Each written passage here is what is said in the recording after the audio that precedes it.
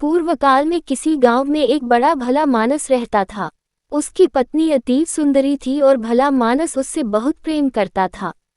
अगर कभी घड़ी भर के लिए भी वह उसकी आंखों से ओझल होती थी तो वह बेचैन हो जाता था। एक बार वह आदमी किसी आवश्यक कार्य से एक अन्य नगर को गया। वहां के बाजार में भांति भांति के और चित्र विचित्र पक्षी बिक रहे थे। वहां एक बोलता हुआ तोता भी था। तोते की विशेषता यह थी कि उससे जो भी पूछा जाए उसका उत्तर बिल्कुल मनुष्य की भांति देता था। इसके अलावा उसमें यह भी विशेषता थी कि किसी मनुष्य की अनुपस्थिति में उसके घर पर जो जो घटनाएं घटी होती थी उन्हें भी वह उस मनुष्य के पूछने पर बता देता था। कुछ दिनों बाद उस भद्र पुरुष का विदेश जाना हुआ। जाते समय उसने तोते को अपनी पत्नी के सुपुर्द कर दिया कि इसकी अच्छी तरह देख रेख करना। वह परदेश चला गया और काफी समय बाद लौटा। लौटने पर उसने अकेले में तोते से पूछा कि यहाँ मेरी अनुपस्थिति में क्या क्या हुआ। उसकी अनुपस्थिति में उसकी पत्नी ने खूब मनमानी की थी और शील के बंधन तोड़ दिए थे। तोते ने अपने स्वामी से सारा हाल कह सुनाया। स्वामी ने अपनी पत्नी को खूब डांटा फटकारा कि तू मेरे पीठ पीछे क्या क्या हरकतें करती है और कैसे कैसे गुल खिलाती है। पत्नी पति से तो कुछ न बोली क्योंकि बातें सच्ची थीं, लेकिन ये सोचने लगी कि यह बातें उसके पति को किसने बताई। पहले उसने सोचा कि शायद किसी सेविका ने ये काम किया है। उसने एक एक सेविका को बुलाकर डांट फटकार कर पूछा, किंतु सभी ने कसमें खा खाकर कहा कि हमने तुम्हारे पति से कुछ नहीं कहा है। स्त्री को उनकी बातों का विश्वास हो गया और उसने समझ लिया कि यह कार्रवाई तोते ने की है। उसने तोते से कुछ न कहा क्योंकि तोता इस बात को भी अपने स्वामी को बता देता, किंतु वह इस फिक्र में रहने लगी कि किसी प्रकार तोते को अपने स्वामी के सन्मुख झूठा सिद्ध करे और अपने प्रति उसके अविश्वास और संदेह को दूर करे। कुछ दिन बाद उसका पति एक दिन के लिए फिर गांव से बाहर गया।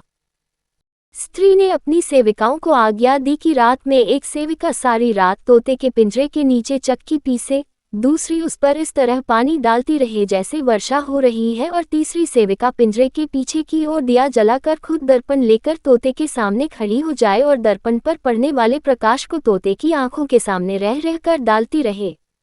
सेविकाएं रात भर ऐसा करती रहीं और भोर होने के पहले ही उन्होंने पिंजरा ढक दिया। दूसरे दिन वह भद्र पुरुष लौटा तो उसने एकांत में तोते से पूछा कि कल रात को क्या क्या हुआ था। तोते ने कहा, हे स्वामी, रात को मुझे बड़ा कष्ट रहा। रात भर बादल गरजते रहे, बिजली चमकती रही और वर्षा होती रही। जून की विगत रात को बादल और वर्षा का नाम भी नहीं था, इसलिए आदमी ने सोचा कि यह तोता बगैर सिर पैर की बातें करता है और मेरी पत्नी के बारे में भी इसने जो कुछ कहा वह भी बिल्कुल बकवास थी। उसे तोते पर अत्यंत क्रोध आया और उसने तोते को पिंजरे से निकाला और धरती पर पटक कर मार डाला। वह अपनी पत्नी पर फिर विश्वास करने लगा, लेकिन यह विश्वास अधिक दिनों तक नहीं रहा।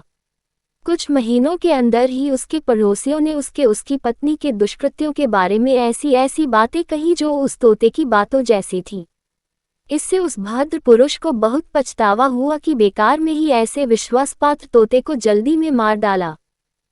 मछुआरे ने इतनी कहानी कहकर गागर में बंद दैत्य से कहा कि बादशाह गरीक ने तोते की कथा कहने के बाद अपने मंत्री कहा, तुम दुश्मनी के कारण चाहते हो कि मैं दूबा हकीम को, जिसने मेरा इतना उपकार किया है और तुम्हारे साथ भी कोई बुराई नहीं की है, निरपराधी मरवा डालूं। मैं तोते के स्वामी जैसा मूर्ख नहीं हूं जो बगैर सोचे समझे ऐसी बात जल्दबाजी में करूं। मंत्री ने निवेदन किया, महाराज, तोता अगर निर्दोष मारा भी गया तो कौन सी बड़ी बात हो गई। न स्त्री का दुष्कृत्य कोई बड़ी बात है, किंतु जो बात मैं आपसे कह रहा हूँ वह बड़ी बात है और इस पर ध्यान देना जरूरी है। फिर आपके बहुमूल्य जीवन के लिए एक निरपराध व्यक्ति मारा भी जाए तो इसमें खेद की क्या बात है। उसका इतना अपराध है ही कि सभी लोग उसे शत्रु का भेदिया कहते हैं। मुझे उससे न ईर्ष्या है न शत्रुता। मैं जो कुछ कहता हूँ आप ही के भले के लिए कहता हूँ। मुझे इससे कुछ लेना देना नहीं कि वह अच्छा है या बुरा, मैं तो केवल आपकी दीर्घायु चाहता हूँ। अगर मेरी बात असत्य निकले तो आप मुझे वैसा ही दंड दें जैसा एक राजा ने अपने अमात्य को दिया था। उस अमात्य को अंततः राजाज्ञा से मरना ही पड़ा था। बादशाह ने पूछा, किस राजा ने अमात्य को प्राण दंड दिया और किस बात पर दिया। मंत्री ने ये कहानी कही।